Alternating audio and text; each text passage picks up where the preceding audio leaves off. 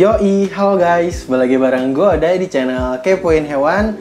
Dan untuk di video kali ini kita akan membahas mengenai apakah benar, apakah bisa atau enggak daun ketapang dipakai untuk cana pulkra, kayak gitu guys. Jadi untuk di video kali ini kita akan membahas atau kita akan membongkar fakta ataukah mitos ketika kita ngasih daun ketapang ke cana pulkra, itu bisa apa enggak, itu boleh apa enggak gitu kan. Untuk daun ketapang ini untuk ikan cana pulkra, kayak gitu guys. Sebenarnya sih gue udah berpikiran lama dari dulu ya. Maksudnya ya bukan sekarang aja yang kepikiran gue pengen bikin konten kayak gini. Cuma mungkin gue nyari-nyari info dan baru kekumpul infonya sekarang. Dan semenjak gue membahas soal daun ketapang dulu-dulu kan, jadi gue tuh sering kayak bahas. Mungkin di video awal-awal gue ya, mungkin kalian yang ngikutin channel Kepoin Hewan bakal nemuin ya di video-video gue yang awal-awal itu tuh kayak cara menggalakkan cana, atau misalkan cara agar cana pulkra tidak stres atau kayak gimana gitu kan. Nah itu tuh gua bahas pakai daun ketapang. Nah terus tiba-tiba ada yang komen kan kayak, Bang, kalau misalkan cana pulkra itu dia hidupnya atau habitatnya di air ber-pH tinggi. Nah kalau ketika dikasih daun ketapang itu dia nanti menurunkan pH, jadi nggak cocok bang untuk ikan cana pulkra. nah gua di situ kayak apa ya, ibaratnya kayak mungkin panik. Terus ibaratnya kayak gua berarti gua kayak dari dulu tuh ngomongnya salah gitu kan. Terus gua kayak ngerasa gua membodohi orang yang nggak tahu gitu kan. Jadinya kalau misalkan ada yang di antara kalian ngikutin saran gua, terus ternyata ikan cana pulkra kalian apa ya, mojok atau malah jadi makin gak aktif, itu ya mohon dimaafkan lah.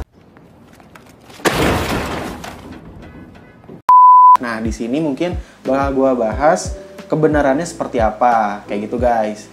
Sebenarnya gue juga nemu juga komen yang lain ya, kayak misalkan ada yang minta gitu kan, Bang, bahas dong pengaruh daun ketapang untuk ikan cana pulkra, karena kalau misalkan daun ketapang untuk cana maru udah ada, jadinya pengen tahu nih pengaruhnya daun ketapang ini untuk ikan cana pulkra. Terus sebenarnya ada juga yang komen kan, Bang, beneran kok itu daun ketapang itu bagus untuk cana pulkra, karena ketika gua ngasih daun ketapang ke tank cana pulkra gua, katanya cana pulkra gua tuh makin aktif, kayak gitu guys. jadi kayak lebih ke pro kontra sih gitu soal daun ketapang untuk ikan cana pulkra ini. Dan di sini bakal gua bahas seperti apa kebenarannya berdasarkan informasi yang gua dapat dan mungkin berdasarkan opini gua pribadi. Mungkin seperti itu guys. Dan juga mungkin nanti kita sharing-sharing aja di bawah di kolom komentar, kita diskusi aja. Kalau menurut gue sih ini bakal jadi video yang lumayan diskusinya cukup hangat. Pedean banget ya. Tapi ya kalau menurut gue harapannya sih bisa ada diskusi yang baik lah ketika nanti gue upload video ini. Dan nanti di kolom komentarnya seperti apa, kita ya diskusi bareng lah, seperti itu kurang lebih. Nah kita langsung aja ke video pembahasannya. Mungkin yang pertama kita akan bahas dulu mengenai habitat dari ikan cana pulkra ini. Jadi ikan cana pulkra ini adalah ikan cana yang berasal dari Myanmar. Dan dia itu salah satu ikan cana yang tergolong dalam cana dwarf. Karena ukuran maksimalnya ini cana pulkra itu hanya berukuran sampai 27 sentian dan mungkin maksimalnya sampai 30 sentian. Itu di alam sih katanya sampai 30 senti. Nah, cana pulkra ini dia hidup di negara yang beriklim subtropis, karena negara Myanmar ini dia masuknya dalam kategori negara iklim subtropis ya. Nah, apa itu negara atau iklim subtropis kayak gitu? Jadi negara yang beriklim subtropis ini seperti apa sih guys gitu. Jadi kalau gua nemu dari Wikipedia nih ya, subtropik itu adalah wilayah bumi yang secara astronomis berada di bagian utara dan selatan wilayah tropis yang dibatasi oleh garis balik utara dan garis balik selatan pada lintang 23,5 utara dan selatan dari garis ekuator. Intinya sih wilayah atau iklim subtropik itu dia tuh berada pada wilayah bumi dari bagian utara dan juga dari bagian selatan gitu. Jadi patokannya itu kan kalau garis ekuator kan di tengah bumi. Nah dia tuh kayak di atas kalau nggak di bawah gitu. Nah itu tuh negara-negara subtropik atau iklim-iklim yang subtropik, seperti itulah kurang lebih guys. Di negara subtropik ini dia tuh ada berbagai gangguan alam ya, nggak seperti di Indonesia lah.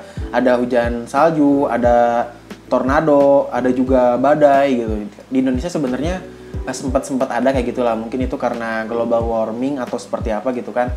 Cuman kalau di negara subtropik ini dia kondisinya seperti itu. Dan di negara iklim subtropik ini dia memiliki 4 musim ya.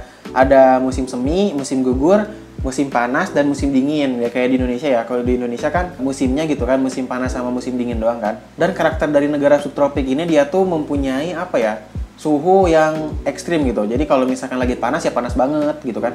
Kalau misalkan lagi dingin ya dingin banget, kayak gitulah kurang lebih. Jadi sudah jelas gitu di sini bahwa iklim atau habitat Channa pulchra ini bakal berbeda gitu dengan dia itu ketika berada di Indonesia. Seperti itu guys. Dan kita nyambung nih ke pH air habitat si Channa pulchra ini di negara Myanmar sana gitu kan. Jadi kalau gua nemu dari websitenya practicalfishingkeeping.co.uk, jadi ini kemungkinannya websitenya dari Inggris ya, dari UK. Jadi katanya habitat ikan Channa pulchra ini tuh dia tuh memiliki pH di sekitaran 6,5. Meskipun katanya Channa pulchra ini tuh bisa hidup di atas pH 7, kalau enggak di pH 6. Katanya ya, kata website ini ya.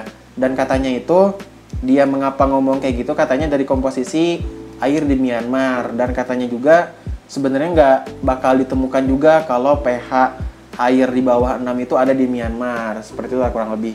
Gue juga sebenarnya kayak kurang ngerti ya pemahaman dari artikel dari website ini ya, dari Practical Peacekeeping ini. Katanya kan dia bisa hidup di pH di atas 7 dan di bawah 6. Cuman katanya dia nggak ada gitu pH di bawah 6 itu di Myanmar ya, kurang lebih. Mungkin berdasarkan komposisi airnya mungkin bisa aja gitu si Channa pulchra ini hidup di pH di atas 7 sama di bawah 6. Cuman mungkin katanya nggak ada air yang ber-pH di bawah 6. Jadi mungkin di sini bisa dilihat ya bahwa pH air di Myanmar ini adalah dia itu ber-pH tinggi karena mungkin ya katanya kan nggak ada di bawah 6. Jadi kemungkinan ya di atas 6 semuanya gitu air di Myanmar. Seperti itu guys. Nah jadi itu beneran fakta ya ketika ada yang komen waktu itu, Bang, Channa pulchra hidup di pH air tinggi. Itu bener ya di sini karena dia nggak ada ditemukan gitu kan pH air di bawah 6. Seperti itu guys. Nah terus selanjutnya kita akan bahas mengenai daun ketapangnya ya. Jadi daun ketapang ini biasanya digunakan oleh para penghobi ikan cupang dan para penghobi ikan Channa. Setahu gue sih kalau ikan cupang mungkin semua jenis bisa dipakai ya buat ikan cupang, tapi mungkin kalau ikan Channa dia untuk Channa Marua aja gitu. Dan cara kerja dari daun ketapang ini adalah dia tuh mengeluarkan zat yang namanya tanin ya. Dan tanin itu katanya bisa untuk menurunkan pH. Ini mohon dikoreksi ya, ini sepemahaman gua pribadi, sengertinya gua lah. Kalau misalnya ada yang salah-salah, tolong komen aja di bawah seperti apa. Setahu gua, jadi sepemahaman gua dari artikel-artikel yang gua dapat, katanya daun ketapang ini dia mengeluarkan zat tanin, dan zat tanin ini dia akan menurunkan pH, dan nanti ketika si daun ketapang ini menurunkan pH, dia itu akan berfungsi sebagai zat antibakteri dan juga anti jamur kayak gitu guys. Jadi emang bagus lah si daun ketapang ini buat mencegah jamur dan mencegah bakteri di air yang dihuni oleh Channa Marua tersebut atau oleh ikan cupang mungkin ya, kayak gitu guys. Dan katanya ya, gue ini dapat dari Kompas kalau nggak salah. Ini katanya jadi kalau daun ketapang di alamnya itu kan dia kayak hidup di pinggir sungai gitu kan. Nah nanti si daun ketapangnya gugur kan. Mungkin bagi kalian yang pernah lihat pohon ketapang, di bawah-bawahnya itu pasti banyak daun. Nah nanti tuh kalau di sungai, di pinggir sungai dia bakal jatuh.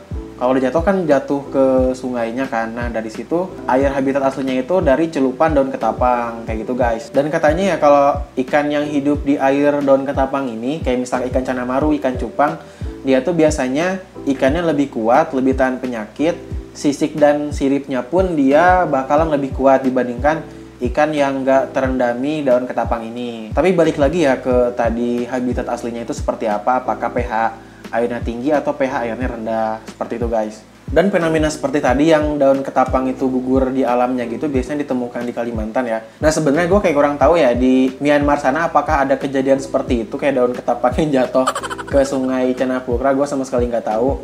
Cuman ya yang gue tahu baru segitu. Nah katanya daun ketapang ini bisa sampai menurunkan pH sampai dia itu pH-nya 5 gitu. Tapi gue nggak tahu ya misalkan turun sampai ke 5 itu dari pH berapa gitu. Apakah pH-nya 6? Misalkan pH 6 kan berarti turunnya 1. Kalau dari pH 8 kan berarti turunnya 3 tuh. Nah, gue tuh nggak nemuin gitu kalau si daun ketapang ini tuh dia tuh nurunin sampai berapa pH gitu.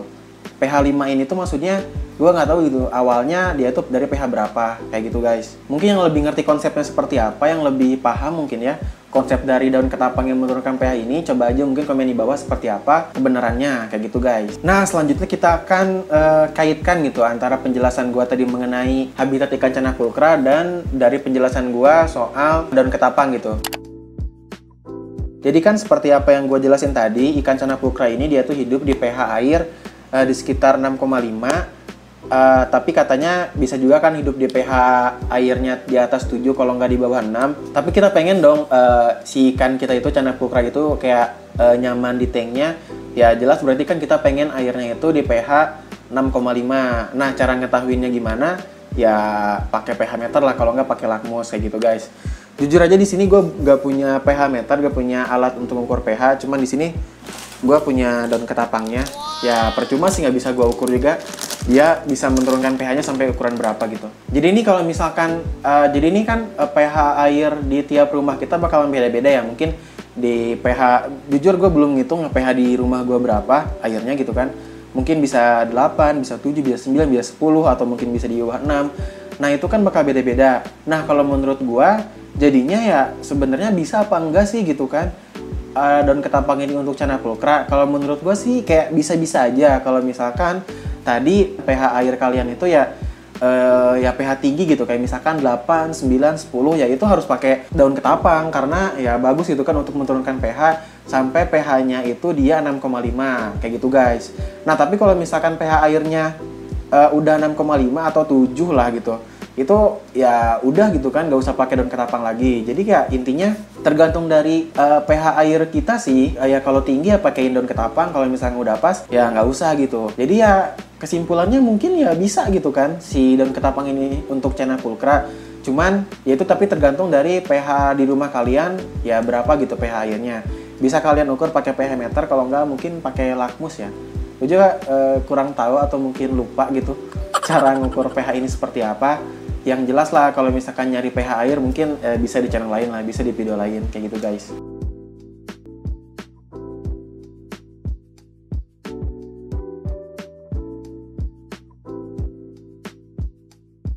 Nah jadi gitu mungkin guys video pembahasan gue mengenai daun ketapang ini. Jadi kalau misalkan ada yang salah-salah atau misalkan ada yang kurang-kurang atau gua yang salah paham, itu langsung aja komentar di bawah seperti apa.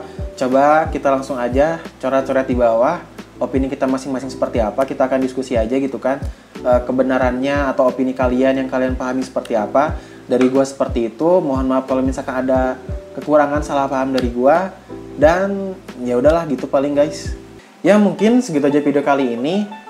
Thanks parah bagi kalian yang udah nonton video ini sampai habis. Jangan lupa like, share, komen, dan juga subscribe di channel ini. Stay kepo di channel Kepoin Hewan, kepoin hewan, kepoin aja. Bye-bye teman-teman.